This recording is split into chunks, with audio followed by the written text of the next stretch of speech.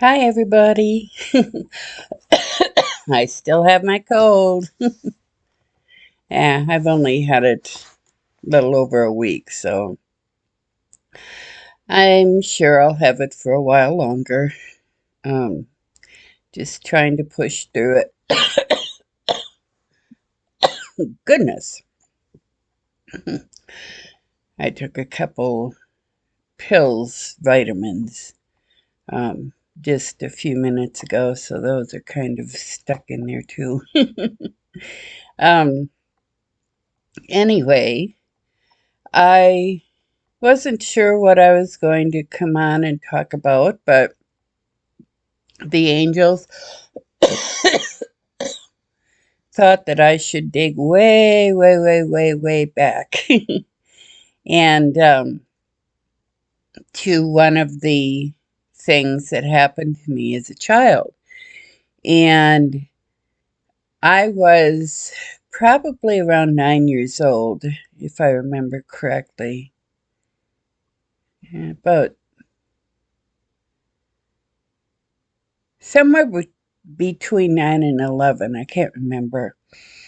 Um, and I was picked on, like I said, very badly at home and at school.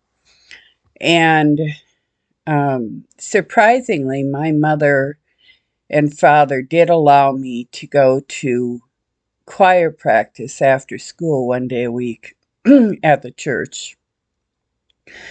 And I had been picked on so badly that day that I just didn't want to go to practice.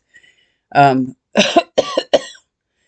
and I needed a little bit of time by myself. So after school, instead of getting on the bus or walking down to the church, I went back behind the school into the playground.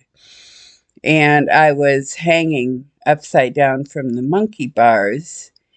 And I don't know what possessed me, but for some reason I pulled my legs up while I was hanging and I fell and I hit my back on a lower bar and it knocked me out. Um, I don't know how long I was unconscious, but I know that I was unconscious. When I came to, oh, my back hurt so bad. And I thought, maybe I can walk into the school and maybe somebody will be there. Well, I got up and I walked to the side of the building and noticed that all of the teachers and aides, everybody's uh, vehicles were gone. So there was no one in the school. And the only thing I could do from there would have either been to bother neighbors, which I didn't think I was worthy of, um, or to walk the mile to the church. So I set out to walk to the church. Well, my back hurt so bad, and I was walking like a snail and an old man holding their back and crying the whole way. Um, and I got to the church and I noticed that everybody was gone from there too. So I made my way to the telephone in the church kitchen and I called my mother and she sent someone to come and get me. Well, I was in so much pain. I just went to my bedroom and stayed by myself as much as I could because I knew that if I told my mother what had happened, I'd be in big trouble. So I kept my mouth shut. Well, that night, I couldn't sleep. I could not sleep a wink. And I was in so much pain. I just laid there tossing and turning and crying. And finally, I couldn't take it anymore. And I decided I had to get up and go tell my mom so she could take me to the doctor because this was so bad I couldn't deal with it. Well, and it was the angels who helped me walk to the church, um, one on each side, and they pretty much carried me. Um, Sorry, but the angels pretty much carried me to the church. They pretty much carried me down the steps and to the phone and back up the steps. Um, they helped me to get home and to get into my bedroom. Um, and they were the ones that were with me while I was crying in pain. And they were the ones that convinced me that no matter what, even if I would get in trouble, I needed to tell my mom. And I needed to go to the hospital and be checked out. And they told me that I had broken my back. And, 9 years old, 10, 11, whatever, I didn't take it that seriously, and yet the pain was so severe. So I went into my parents' room and I woke my mother up and I told her that I had fallen off the monkey bars that day and I hurt my back. And she said the teachers would have called me if that was the truth. I said the teachers weren't there. I did this after school. You were at choir practice. I said I wasn't at choir practice. I stayed after school and I fell off the monkey bars and I hurt my back. You're just trying to get my attention. That's all you want. Now go back to bed. Come on. After 9 to 11 years of never having the woman's love or attention or affection, why would I suddenly one night wake up in tears, crying and moaning, and go to her for attention? She was a narcissist. She was a hateful person who, as long as I was breathing, she didn't care. And even if I had stopped breathing, I think she would have been happier, honestly. But just a hateful person.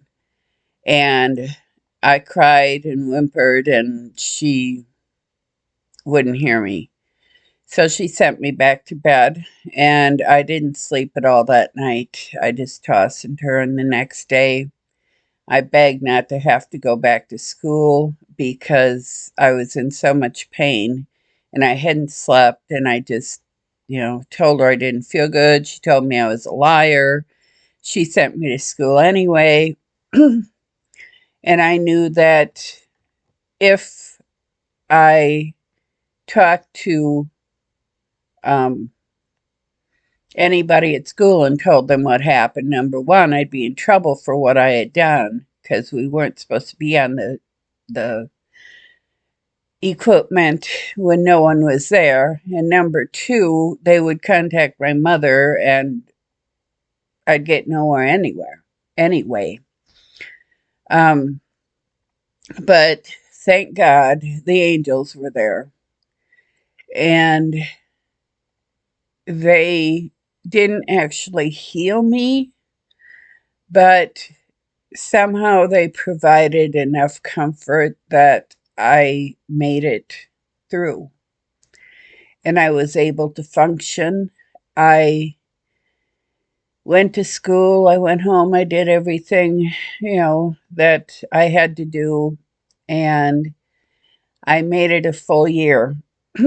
the following, and that was because the angels took care of me. Um, they nursed me back to health, and I was doing well again. Well, the next year, I was riding horse behind my sister. We were riding double, and my sister spurred the horse and made him buck. Well, when he bucked, I didn't fall off. I just held on. And she didn't like that. So she spurred him again, and I still didn't fall off. So she turned around and she shoved me, and I landed on my lower back.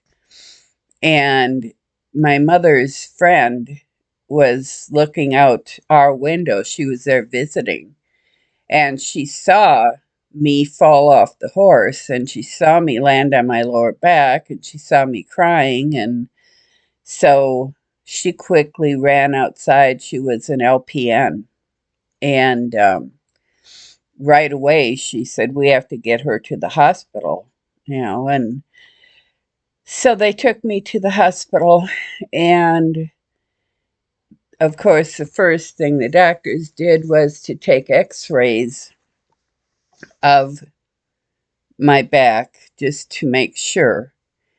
And they said, "Well, we don't see any uh, damage, breaks or anything from this year, but we see that you broke your back last year, but there's no medical history of that.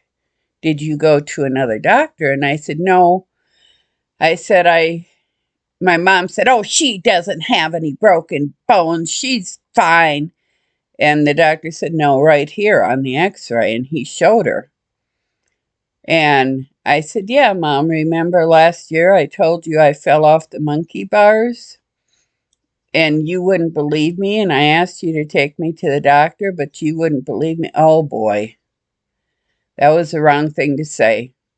"You're lying. How dare you say such a thing?" The doctor said, "She's not lying. She broke 2 vertebrae in her back. And there's proof right here." He said, "Now this time she has uh, swelling of her muscles and spinal cord around these injuries that she got from last year. And that's why I was having problems with my legs and pain again. And um, but my mother, of course, had to pretend and lie and gaslight that, oh, that didn't happen. She wouldn't be a mother like that. And we're all standing there looking at the x-rays, looking at the proof, and she just, "No, that's not the truth. That's a lie." But, once again, thank goodness this time I had the assistance of the doctors and the nurses and the hospital, and they took care of me for a few weeks, until quite a few weeks actually, until my back was better. The swelling had gone down. And but my mother, even to this day, will not admit that I um, had fractured vertebrae from falling off the monkey bars. And she won't admit that she didn't listen to me, but thank God the angels were there and they took care of me. Um, I don't know if it was that I'm assuming these things were supposed to happen to me, so they couldn't prevent them, but they could help me once it had happened. And it could be to reinforce my relationship with them, and that they could help me and take care of me, and I could become closer with them, is kind of what I am gathering from it. the lesson that I needed. Um, but, quite often things like this happen in our lives, and the angels are there to help us. Sometimes we're aware of it, and sometimes we're not. We need to learn to watch for them and look for them and be grateful for them because they're always in our lives. Blessings, love, and light to you and yours. If you like my stories, I have many, many, many more, and I'll be back with them. Um, I'm going to be adding more things to my repertoire. We'll be um, starting our gardening and moving up to the camper for a few months. Um, and our lives will be different, and we will be sharing that with you. So please come back and join us. And if you like our stories, like and subscribe. We'll see you later. Take care. Thank